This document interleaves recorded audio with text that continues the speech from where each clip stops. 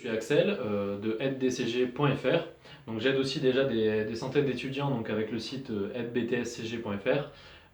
Voilà, là j'ai voulu reprendre un peu le même système, c'est-à-dire que surtout pour le DCG honnêtement, le taux de réussite donc il est de 20 à 30% suivant les matières, donc c'est vraiment très peu, c'est-à-dire que lorsque quelqu'un se présente à un examen, en gros, il a une chance sur trois de réussir à cette épreuve.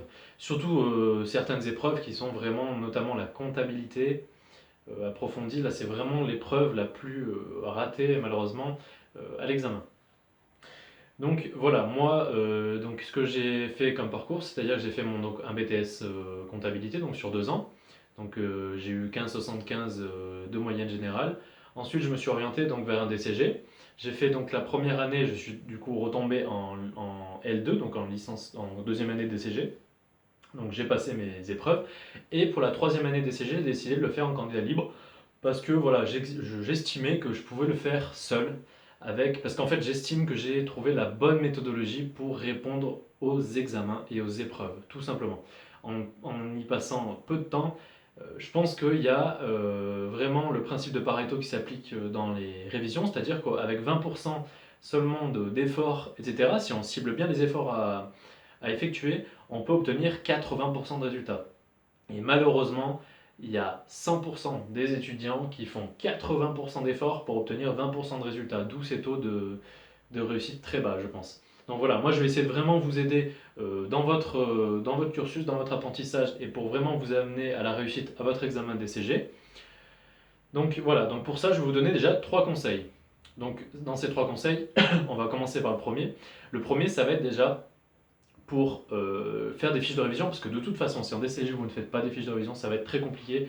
Croyez-moi, vous allez vous tirer une balle dans le pied. Donc déjà, pour faire vos fiches de révision et pour travailler votre cours, je vous conseille de prendre 3 sources d'informations maximales. C'est-à-dire que, par exemple, on a le cours théorique du professeur. Par exemple, si vous êtes donc en classe et que vous estimez que le cours est bon, vous prenez par exemple première source.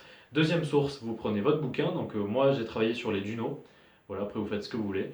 Et troisième source, ça va être les sujets d'examen. Donc voilà, 3 sources maximum. Donc si vous êtes en candidat libre, moi j'ai pris seulement le bouquin. Même de toute façon, quand j'avais le cours des professeurs, j'ai pris quasiment vraiment que le bouquin, plus voilà, des cours un petit peu vite fait sur internet, mais vraiment surtout sur le bouquin, très synthétisé, hein, vraiment, et les sujets d'examen. Donc j'ai vraiment mixé les deux à ma sauce pour vraiment cibler l'essentiel, hein. Au final, moi, mes fiches, ça représente à peu près 5 à 10% du contenu d'un bouquin en termes de pages, hein. Donc vraiment, c'est très ciblé. Mais pourtant, c'est avec ça que je l'ai passé, c'est avec ça que je l'ai réussi et que j'ai obtenu à peu près des bonnes notes au DCG.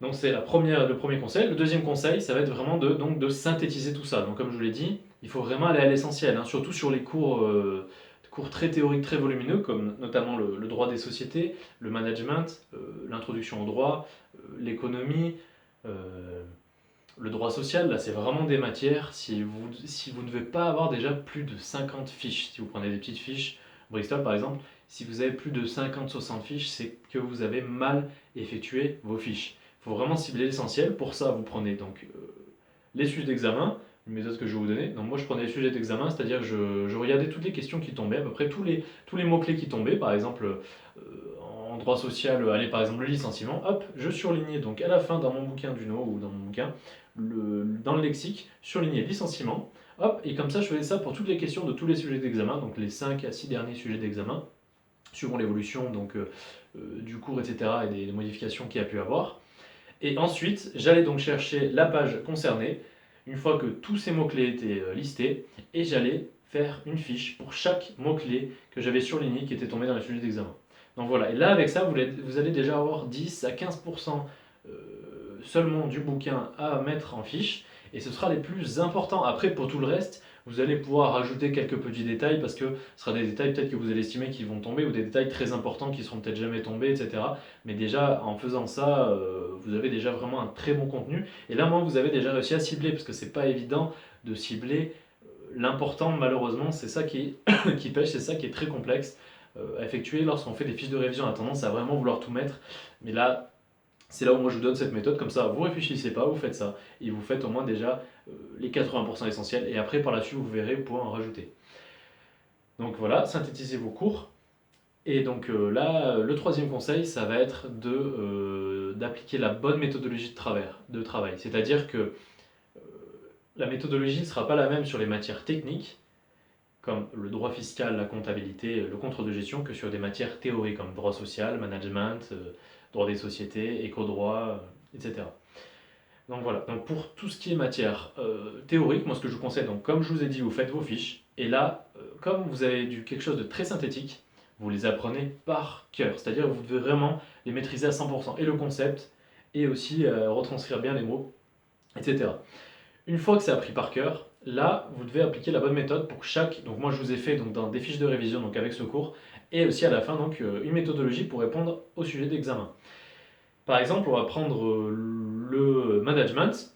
Vous avez la méthodologie type de réponse, c'est faire quoi? C'est retranscrire pour les questions, retranscrire donc votre cours qui se rapporte à la question, appliquer au cas et en faire une déduction, tout simplement. Mais ça, si vous ne le faites pas, vous perdez déjà des points. Donc c'est bien beau d'apprendre par cœur, mais après derrière, il faut bien appliquer la bonne méthodologie. Et là, en faisant ces deux parties-là, si vous maîtrisez donc le cours plus la méthodologie, là, normalement, vous allez maximiser au point l'examen et tout devrait bien se passer si vous travaillez correctement. Ça sert à rien, à mon sens, de faire énormément de sujets de management, d'éco-droit, etc. Parce que honnêtement, c'est à la limite le droit, oui, mais l'économie, tout ça, c'est vraiment comme c'est beaucoup de cours. De toute façon, si vous le maîtrisez, vous allez avoir une question, à part recracher votre cours, de toute façon, ça sert pas à grand chose de vous entraîner énormément là-dessus.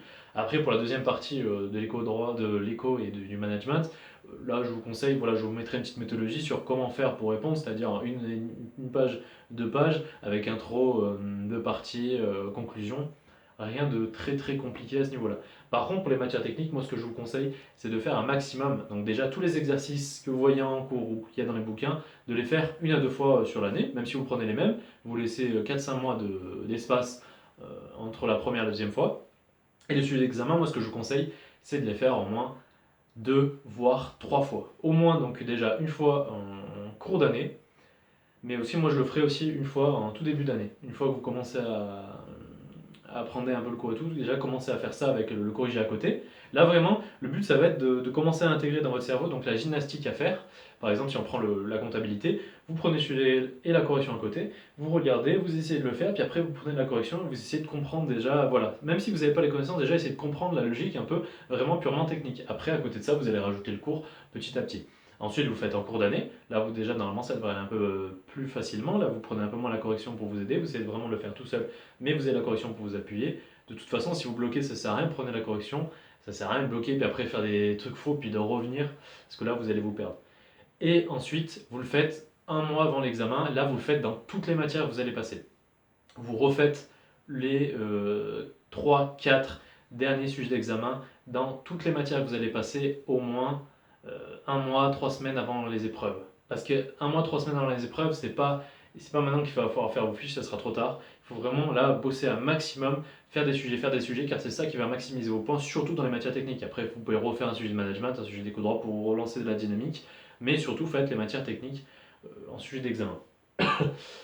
Donc voilà, donc avec déjà ces conseils, vous aurez déjà une bonne base. Après, si vous avez des questions, moi je suis disponible donc, sur le site aiddcg.fr. Il y aura un formulaire pour me contacter ou alors directement par mail à l'adresse aiddcg@hotmail.com. Et si vous voulez télécharger donc 15 fiches de révision, donc il y a un lien qui se situe en bas pour télécharger donc les 15 premières fiches de révision. Donc il y a droit social, enfin il y a 2-3 matières pour vous voyez un peu la structure que j'ai utilisée. Et après, si vous le souhaitez, vous pouvez aller plus loin en téléchargeant donc les matières au complet sur le site. Donc voilà, je vous souhaite en tout cas de bonnes révisions et de bonnes réussites et on se dit à la prochaine.